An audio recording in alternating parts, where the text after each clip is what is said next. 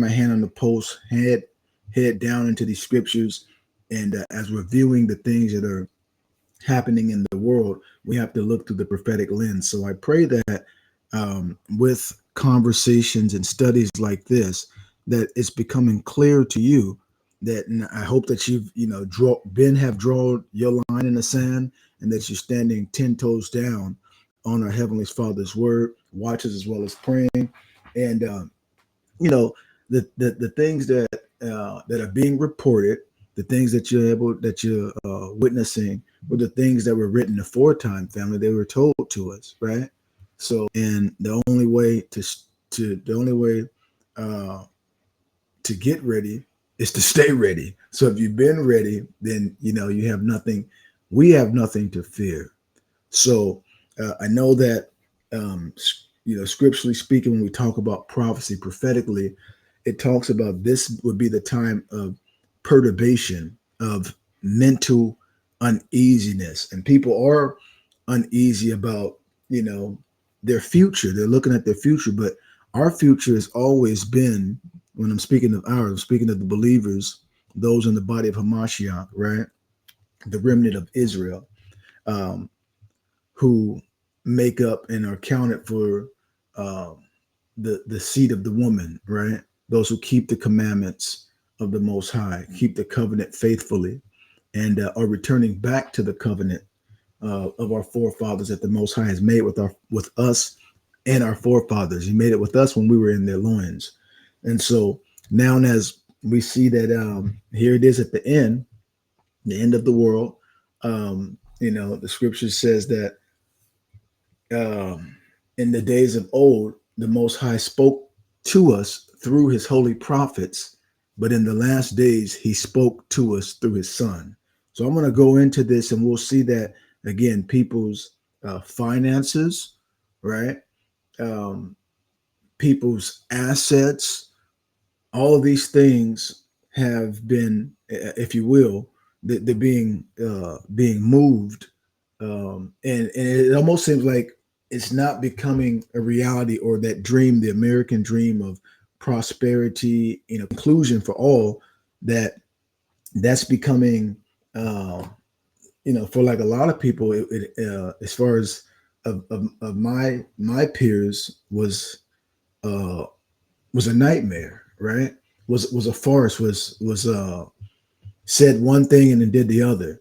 But he judges everything. He holds actions in the balance, right? And there's none as holy as him, meaning that he is perfect, and that what he says is to be adhered, dear family. Let me read this to you really quick.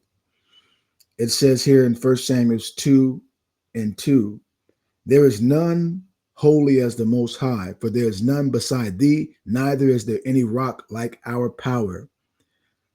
Verse 3 says, talk no more so exceedingly or exceeding proudly. Let not arrogancy come out of your mouth, for the Most High is a power of knowledge, and by him actions are weighed. Verses 9, right? You read on down to that. It talks about how those who are full, those who have had all this, the things that they've sold themselves out for nothing, and those who didn't have the things, the resources. And that's what this is about. Resources are dwindling and drying up. And there's something else that's been key. They've been talking about, and we've been discussing this, prophetically, uh, organically, how they're changing, if you will, the fiat, the currency changing to what?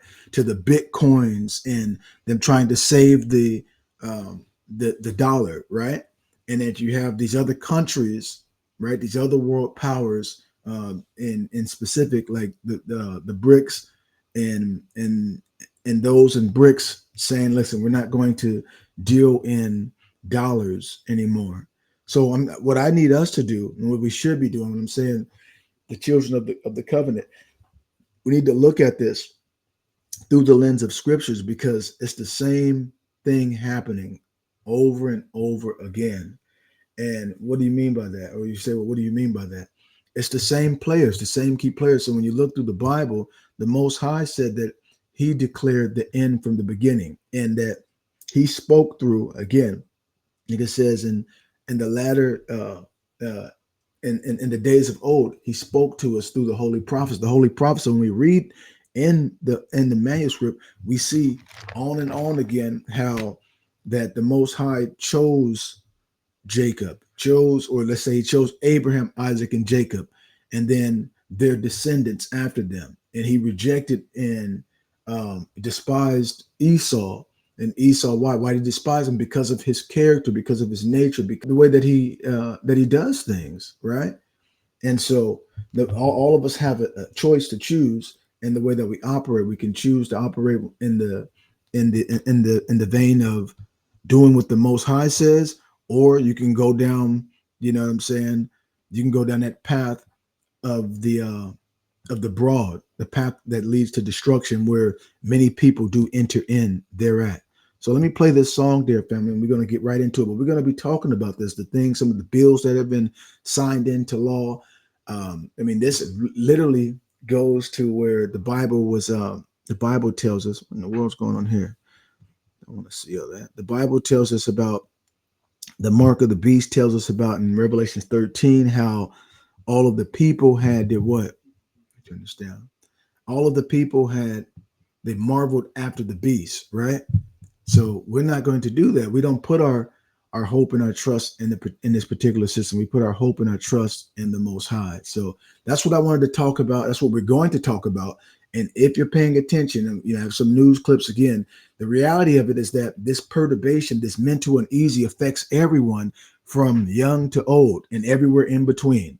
So, I mean, it behooves all of us, right, to take heed to the signs that we're seeing and the things that we see happening on the world stage, knowing that the Most High, that the earth is His and the fullness thereof, and everything's going to happen just as He said it is. So we just have to know the true narrative, because they try to give us smoke and mirrors, and they tell us all this hype about prosperity and wealth and inclusion, where everyone's going to get it. Well, you didn't do that in the past. If you look at, that's what I said, if you look at the scripture and the narrative, when you begin to actually really study the Bible, you study the word of the Most High, you study world history, you see the same thing over and over and over again. But many, like I said, many people are, if you will, they're off the ether. They're just saying, okay, they got what they want. But for a lot of people, it's going to be a rude awakening for a lot of people, right? And so it's sad, because when we see that these growing, or these birthing pains, as the Most High says that He was going to birth His nation, why does He see every man holding on his loins as a woman in travail? In other words, that means that's how hard it is. Men, and I notice that we're going off of part 2 of this, and like I said, I know this is a lot of information, but I'm taking my time with it.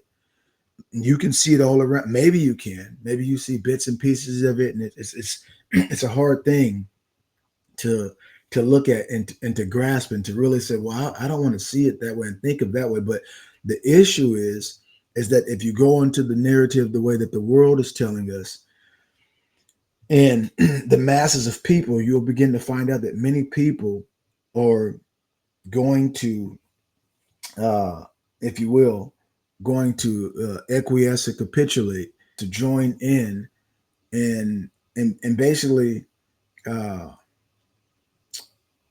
give in to the how would you say it? Give in to the constant forcing and the constant affliction, the oppression and to oppress you and to beat you into submission.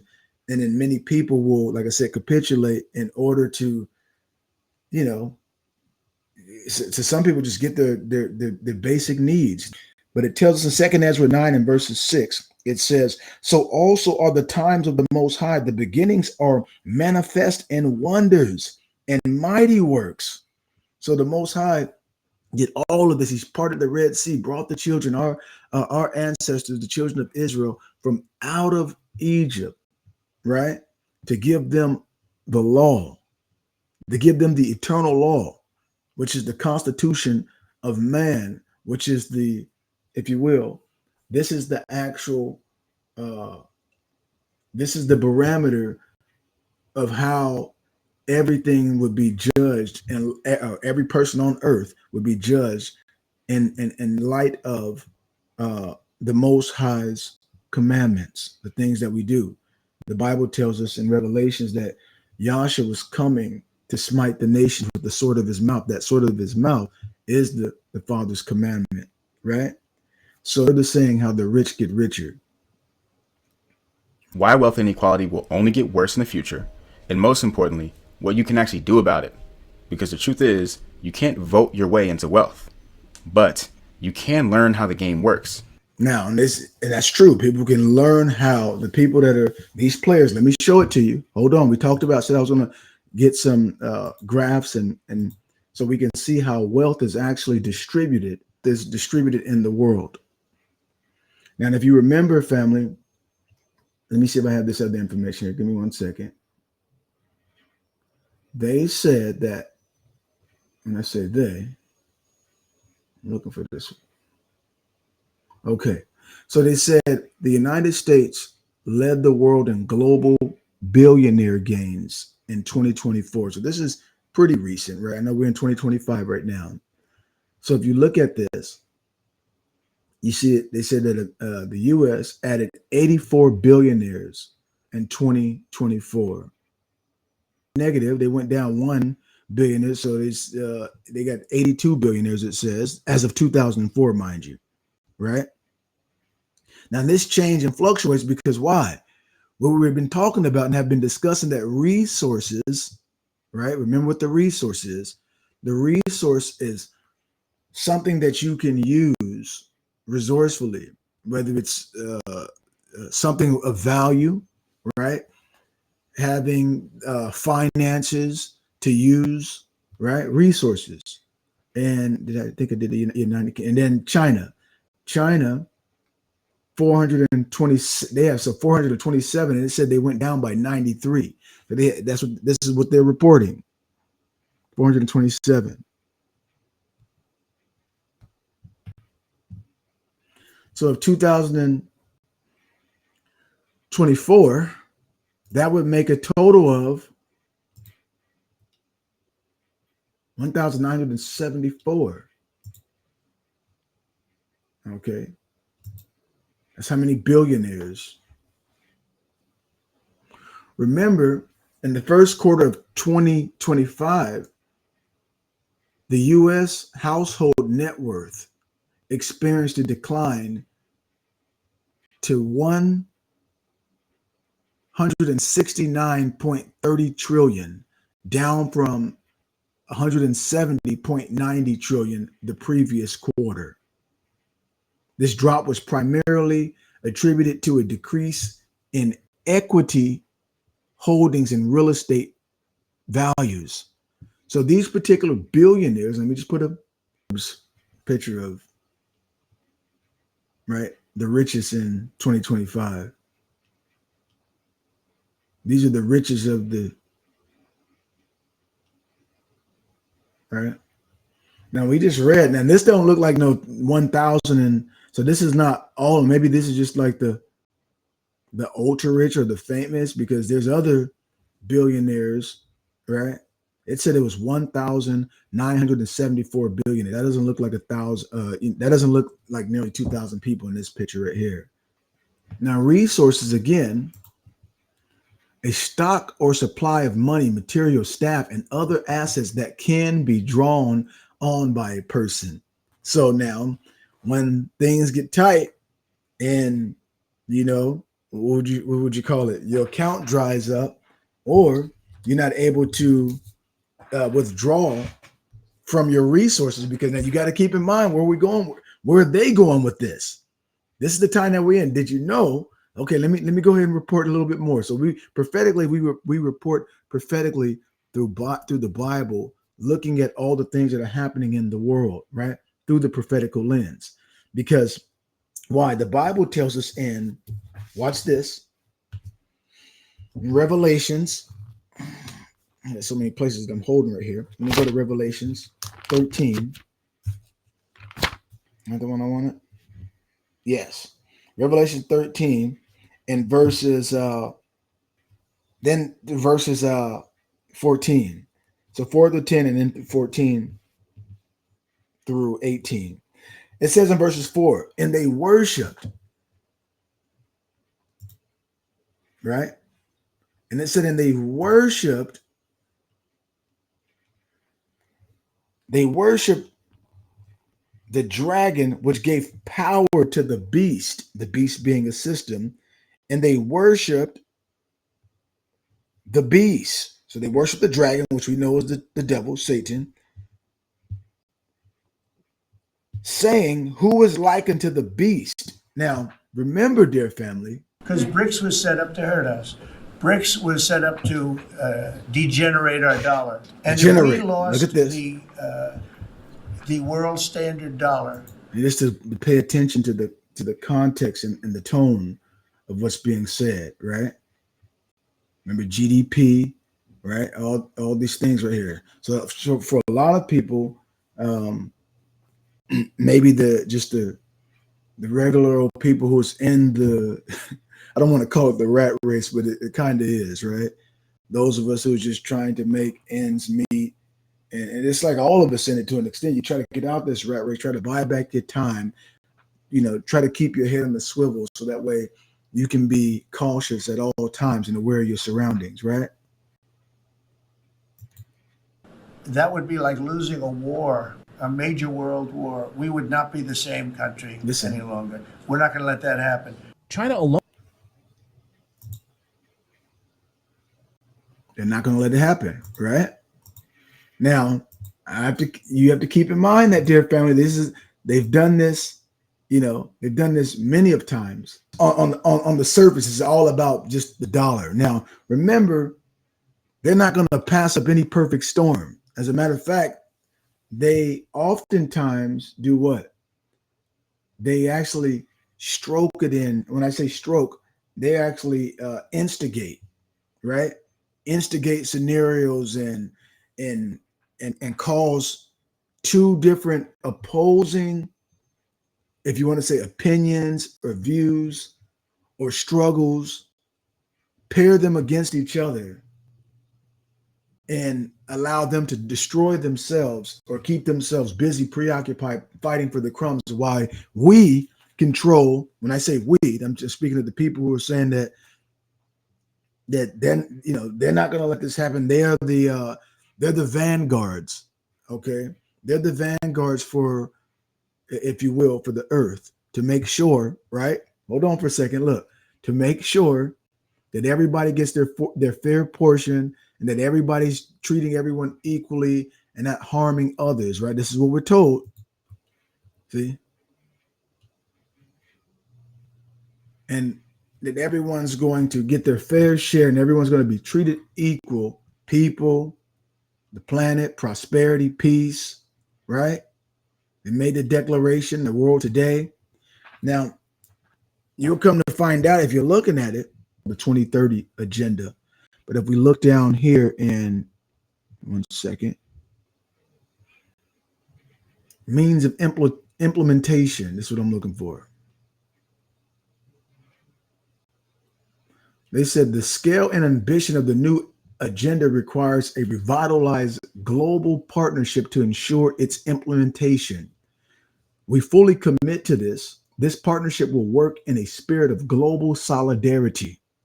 So behind the scenes, right? When you look at, let's go put it back on the picture again, the super elitists or the ultra rich, okay, the people or the families that have trillions of dollars, the people who, they control the actual system and they tell the figureheads, these are just faces, right?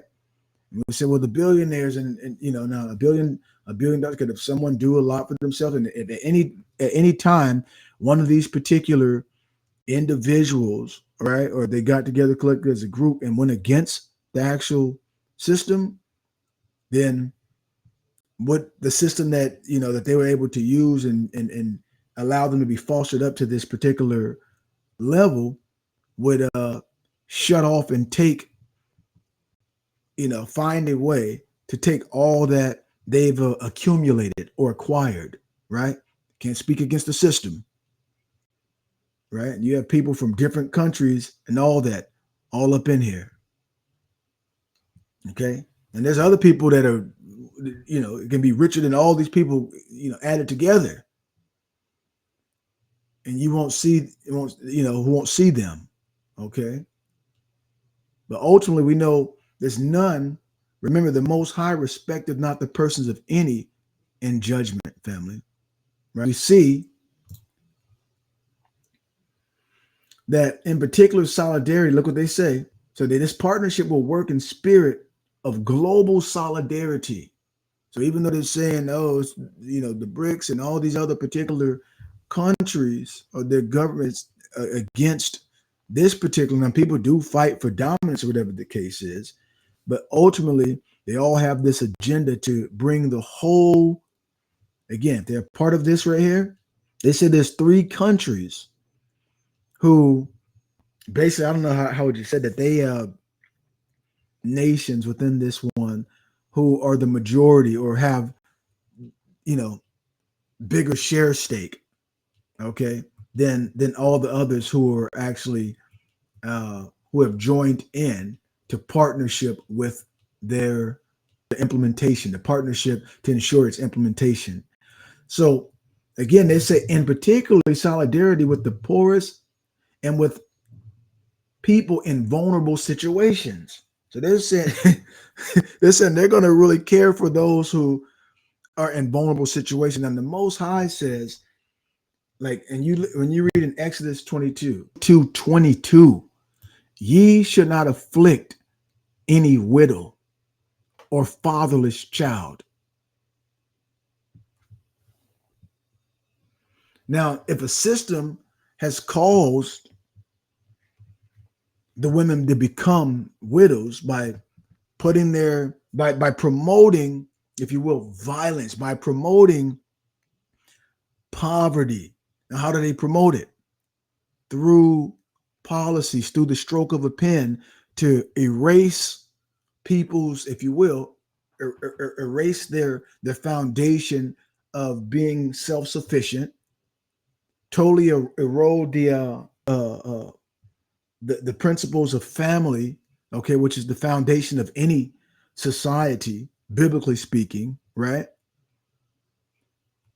Okay, and skew the lines of that.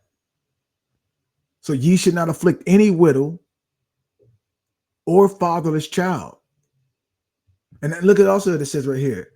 It says, let me go from verses 20. He that sacrifice unto any God, okay, except unto the Most High only, he shall be utterly destroyed.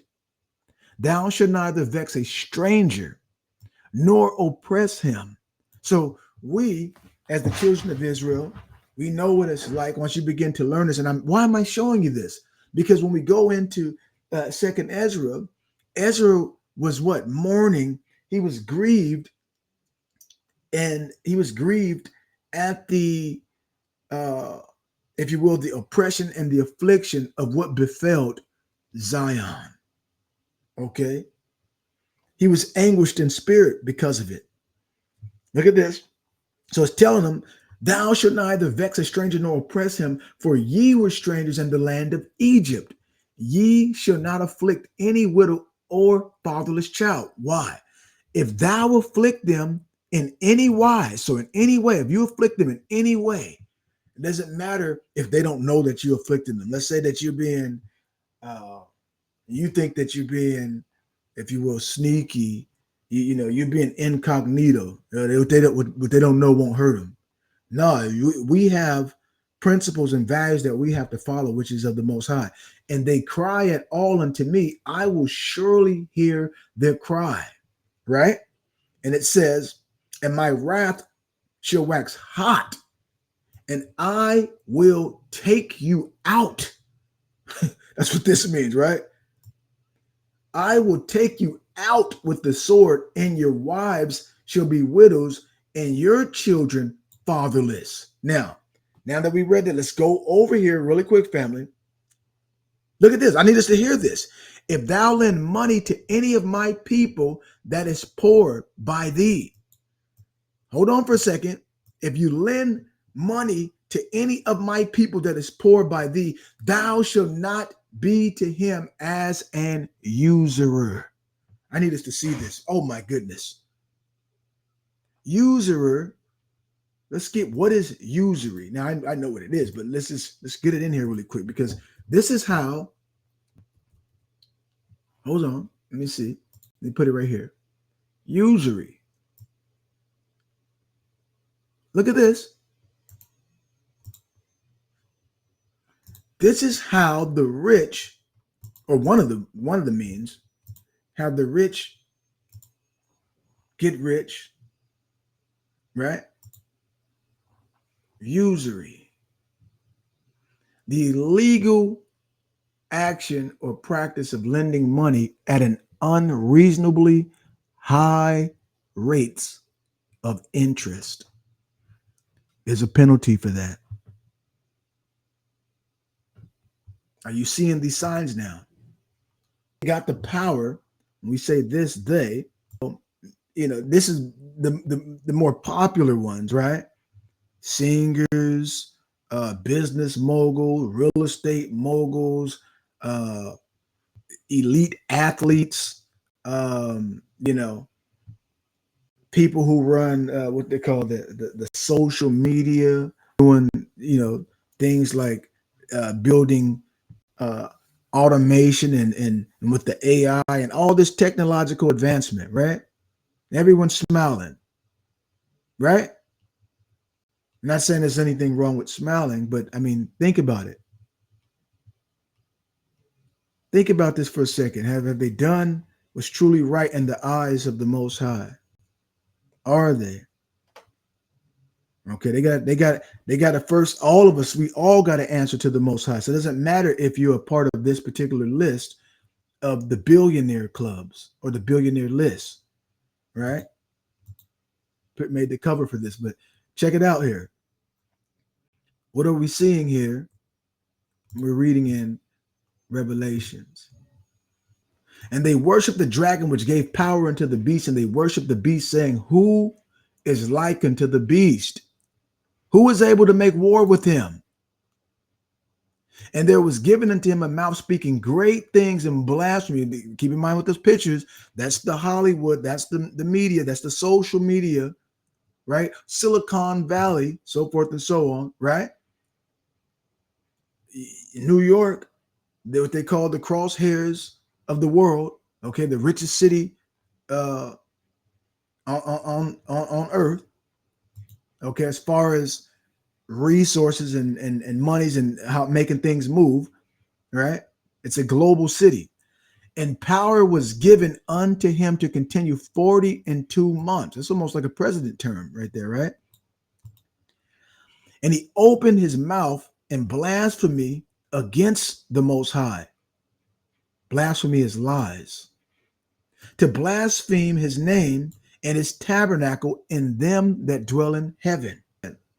And it was given unto him to make war with the saints. See? So this war with the saints, dear family, we're living in it. Verse 25. And he shall speak great words, that blasphemy, against the Most High, and shall wear out the saints of the Most High, and think to change times in laws. So people don't even realize what time that it is, because the Most High told us, when you're looking in 2 Ezra 9:6, that the beginning was made known in wonders and mighty works, in the end in penalty. So now we're looking at, what are we looking at in the world? When we look at the world, when we're talking about here, I'm going to get there in a second. We're looking at the consequences that generations before us have made. And now here you are in the midst of it, having to make a choice. Everyone has a choice to make. There's no, if I don't look at it, if I don't hear about it, because, hearing this can be, and again, like I said, it could be, I'm not talking about it, and we're not viewing this to push or promote fear. As a matter of fact, we're not to be fearful. We're to be hopeful. We're to expect deliverance. We are to expect to know what's really going on. right? Because we don't want to go on in life and be naive and not have the Most High's commands or prophecy, which he has foretold, because you can't, and I can't do anything against prophecy, right? You can't pray it away. You can only do what's instructed and let the mind that was in Yeshaya be in you, and let the Most High guide you. For the spirit of Yeshaya is the spirit of prophecy. He's foretelling us. He's telling us what time it is. Look what it says here. I'm going over there in a second. Revelations 13, where we are. And he shall speak great words against the Most High, shall will out the saints of the Most High, and think to change times and laws, and they shall be given into his hand until a time and times and the dividing of time. But it tells us in verse 26, but the judgment shall sit, and they, the saints, right? The saints of the Most High, the one who Revelations 13 told us in verses that Revelation 13 and 7, and it was given unto him to make war with the saints. So the earth was given into the hands of the wicked. So no matter what they're saying, they're making war with the saints. And that war with the saints is economically, socially, right? If you will, spiritually, physically, mentally. But the judgment shall sit, and they shall take away his dominion, to consume and to destroy it unto the end. And the kingdom and dominion and the greatness of the kingdom under the whole heaven shall be given to the people of the saints. Shall be given to the people of the saints of the Most High, whose kingdom is an everlasting kingdom, and all dominions, that means all realms, shall serve and obey him. See that? So when we're getting back over into Revelations 13 and verses 8 now, see, and it was given to him to make war and to overcome them, and power was given him over all kindreds and tongues and nations, and all that dwell upon the earth shall worship him. So those who are going to worship the dragon, that's talking about Satan, okay, whose names are not written in the book of life of the Lamb slain from the foundation of the world. If any man have an ear, let him hear. He that leadeth into captivity shall go into captivity.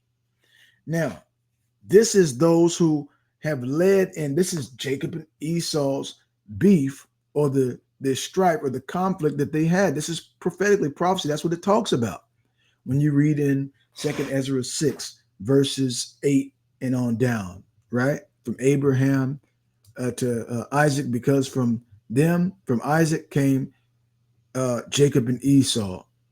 And Jacob's hand held Esau's heel from the beginning, for Esau is the end of the age, and Jacob is the beginning of the age that follow. For the beginning of a man is his hand, just like the memory that came to my mind.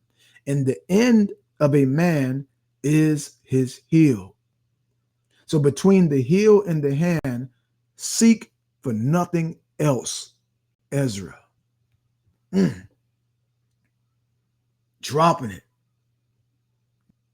And check this out. Let's get back over to our 66 book. So he that leadeth into captivity and make to go into slavery, the Most High was hot. He said that when your brother was down, you should not have gone into his land. You should not have taken what was his. You should have not have helped to forward the affliction of your brother. He that killeth with the sword must be killed with the sword. Here is the patience and the faith of the saints.